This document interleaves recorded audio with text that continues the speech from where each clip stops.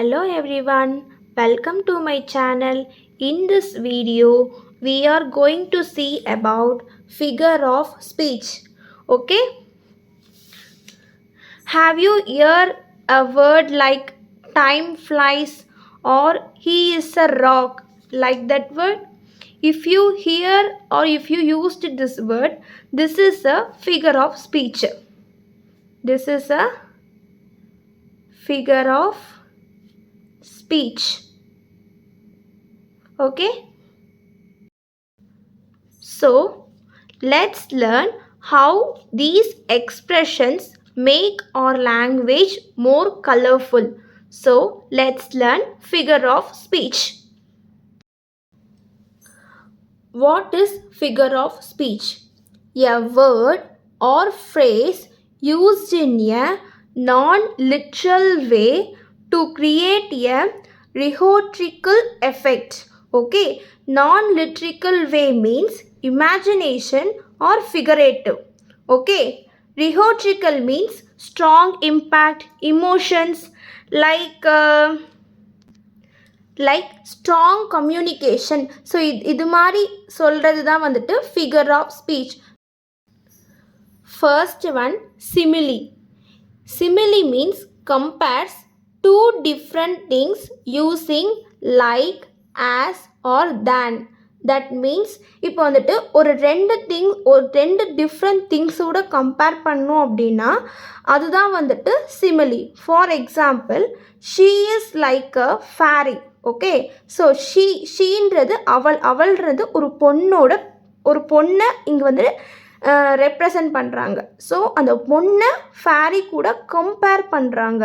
So two different திங்ஸை வந்து நம்ம லைக் ஆர் ஆஸ் வச்சு நம்ம கம்பேர் பண்ணோம் அப்படின்னா அதுதான் simile. Second one metaphor.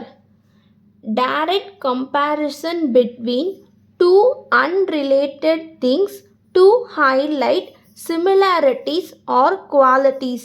That means அதாவது ரெண்டு அன்ரிலேட்டட் திங்ஸை வச்சு நம்ம டைரெக்டாக கம்பேர் பண்ணோம். ஸோ அதோட குவாலிட்டிஸ் ஆர் சிமிலாரிட்டிஸ் அதை வச்சு டைரெக்டாக கம்பேர் பண்ணோம் அப்படின்னா அதுதான் metaphor. For example, time is money. So டைமோட மணியை நம்ம இங்கே கம்பேர் பண்ணுறோம். ஸோ டைமு மணி வந்து ரெண்டும் அன்ரிலேட்டட் திங்ஸ். இதோட குவாலிட்டிஸ் ஆர் சிமிலாரிட்டிஸை வச்சு நம்ம கம்பேர் பண்ணுறதுனால இது metaphor. Third one personification. Giving human qualities to non-human things is known as personification. So human குவாலிட்டிஸோட non-human திங்ஸை நம்ம சொல்கிறோம் இல்லையா, அதுதான் personification. For example, the wind whispered through the trees. Okay, so wind அப்படின்றது ஒரு நான்-ஹியூமன் திங். அந்த நான்-ஹியூமன் திங் வந்து ட்ரீஸோட விஸ்பர் பண்ணுச்சு அப்படின்னு சொல்கிறாங்க. ட்ரீன்றது ஒரு லிவிங் திங் இல்லையா.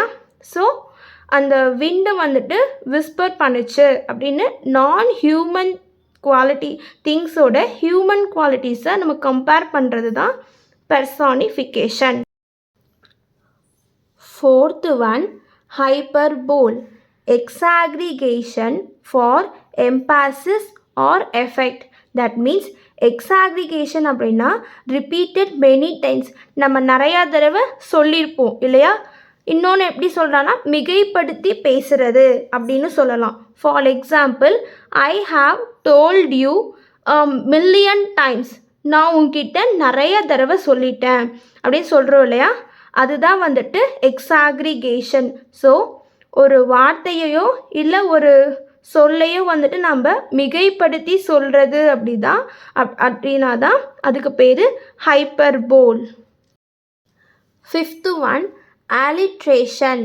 Okay, alliteration. Repetition of the same initial consonant sound is known as alliteration. அதாவது ஒரு வேர்ட் அல்லது சவுண்ட் இருக்கு இல்லையா, அது வந்து ரெப்பிட்டிஷனாக வந்துட்டே இருந்துச்சு அப்படின்னா அது வந்துட்டு alliteration. For example, she sells by the seashore. So இங்கே எஸ் எஸ் எஸ் எஸ் ரெப்பிட்டேஷனாக வருது. அதே மாதிரி she cells, she cells, she sure அப்படின்னு அந்த சவுண்டும் வந்துட்டு என்ன ஆகுது, இனிஷியலாக ரிப்பிட்டேஷன் ஆகிட்டே இருக்கு இல்லையா? ஸோ அதனால் இது வந்து alliteration. ஓனோமேட்டோபியா, a word that imitates sounds is known as onomatopoeia. That means ஒரு வேர்ட் வந்துட்டு சவுண்டை இமிட்டேட் பண்ணுச்சு அப்படின்னா அதுதான் onomatopoeia. For example boom, buzz, crash, meow இதெல்லாமே வந்துட்டு onomatopoeia. For example the bees buzzed around the flowers. So bees வந்துட்டு flower கிட்ட பஸ் பண்ணிக்கிச்சே இருந்துச்சு. பஸ் மீன்ஸ் பீவோட சவுண்டு. ஸோ அந்த வேர்ட் வந்துட்டு சவுண்டாக இமிட்டேட் பண்ணுறதுனால இது வந்து onomatopoeia. 7th one, oxymoron, combination of contradictory or opposing words is known as oxymoron. For example, bittersweet. So bittersweet அப்படின்னா ஒரு ஹாப்பி ஒரு சேட் மூமெண்ட். ஸோ இது ரெண்டுமே ஆப்போசிங் வேர்ட்ஸ். இந்த மாதிரி ஆப்போசிங் வேர்ட்ஸ் வந்து காம்பினேஷனாக வந்துச்சு அப்படின்னா அது oxymoron. Another word act naturally. So act அப்படின்றது ஒரு ஒரு ஒரு வேர்ட், நேச்சுரல் அப்படின்றது ஒரு வேர்ட். ஓகேவா? இது ரெண்டும் opposing word. So opposing word வந்து காம்பினேஷனாக வந்துச்சு அப்படின்னா அது oxymoron. For example, graduating from college was a bittersweet moment. That means இப்போ கிராஜுவேஷன் அப்படின்னா நமக்கு ஒரு sweet moment. And also graduation ஆனால் நம்ம ஃப்ரெண்ட்ஸ் விட்டு பிரியணும் இல்லையா? ஸோ அது வந்துட்டு sad moment, bitter moment. So இந்த மாதிரி ஆப்போசிங் வேர்ட்ஸ் வந்துட்டு காம்பினேஷனாக வந்துச்சு அப்படின்னா அது ஆக்சிமோரன். 8th one, irony, contrast between what is expected and what actually happened is known as irony. Irony அப்படின்னா what is expected, நம்ம ஒன்று எக்ஸ்பெக்ட் பண்ணியிருப்போம் பட் happen அங்கே நடந்தது ஒன்றா இருக்கும். அந்த மாதிரி இருந்துச்சு அப்படின்னா அது irony. Okay, for example a fire station burns down. that means அதாவது ஃபயர் ஸ்டேஷன் அப்படின்றது அது ஒரு சேஃபான பிளேஸுன்னு நம்ம எக்ஸ்பெக்ட் பண்ணியிருப்போம். பட் அந்த ஃபயர் ஸ்டேஷனே என்ன ஆயிடுச்சான், பேர்ன் ஆயிடுச்சான். So what happen, it burns. So what is expected, what actually happens is known as irony. 9th one, pun, word that exploits different meaning or similar sound is known as pun. that means அதாவது ஒரு sound அல்லது word வந்துட்டு சிமிலராகவும் டிஃப்ரெண்ட்டாகவும் இருந்துச்சு அப்படின்னா அது வந்து பன். ஓகேவா? So ஒரே வேர்டுக்கு 2 டிஃப்ரெண்ட் மீனிங்காக இருக்கலாம், அதாவது ஒரே வேர்டுக்கு 2 டிஃப்ரெண்ட் சவுண்டாக இருக்கலாம். அப்படி இருந்துச்சு அப்படின்னா அது pun. For example, time flies and arrow, fruit flies like a banana. That means time flies அப்படின்றது வந்துட்டு டைம் வந்து ஆரோ மாதிரி சீக்கிரமாக என்ன ஆகுது, பறந்து போகுது அப்படின்னு சொல்கிறாங்க. இங்கே ஃப்ளைஸ் வந்துட்டு வேர்பாக இருக்குது. ஸோ இந்த சென்டென்ஸில் fruit flies like a banana, fruit flies means அது ஒரு பூச்சியோட name.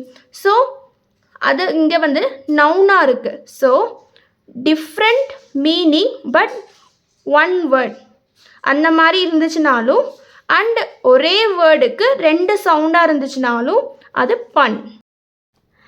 10th one, anaphora, when the same word or phrase is repeated at the start of nearby sentence or lines, that is known as anaphora. So anaphora means same word R phrase வந்து ரிப்பீட்டடாக, so ஸ்டார்டிங்லேருந்து nearby சென்டென்ஸ்லேயோ இல்லை லைன்ஸ்லேயோ வந்துட்டு ரிப்பீட்டடாக வந்துச்சு அப்படின்னா அதுதான் anaphora. For example, every day I wake up, every day I harder, every day I learn something. So இந்த மாதிரி ஒரு சேம் வேர்ட் ஆர் ஃப்ரேஸ் வந்துட்டு ரிப்பீட்டடாக வந்துச்சு, ஒரு லைன்ஸ்லேயோ சென்டென்ஸ்லேயோ ரிப்பீட்டடாக வந்துச்சு அப்படின்னா அதுதான் anaphora. Use of figure of speech. Why we are using figure of speech அப்படின்னு பார்த்தீங்கன்னா, makes language more engaging, helps in poetry, storytelling, speeches, creates strong imaginary and emotion. That is we using figure of speech.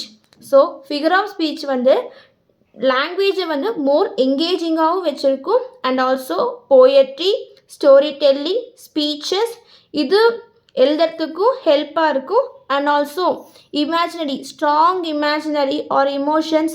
இப்போ ஒரு போயமோ இல்லை story சொல்கிறப்பையோ நம்ம imagine பண்ணி சொல்கிறாங்க இல்லையா, அந்த மாதிரி சொல்கிறதுக்கும் ஃபிகர் ஆஃப் ஸ்பீச் வந்து ரொம்ப யூஸ்ஃபுல்லாக இருக்கும் அப்படின்னு சொல்கிறாங்க. Okay, can you guess the figure of speech? So இப்போ ஒரு 3 questions இருக்குது. உங்களால் இந்த ஃபிகர் ஆஃப் ஸ்பீச்சை ஆன்சர் பண்ண முடியும் அப்படின்னா கமெண்ட்டில் ஆன்சர் பண்ணுங்கள். Okay, first question. The Thunder grumbled like an old man. Guess the figure of speech. Option A, metaphor. Option B, simile. Option C, personification. Question number 2. I am so hungry, I could eat a horse. Can you guess the figure of speech? Option A, metaphor. Option B, hyperbole. Option C, irony. Question number 3. She sells on the seashore. Guess the figure of speech. Option A, irony.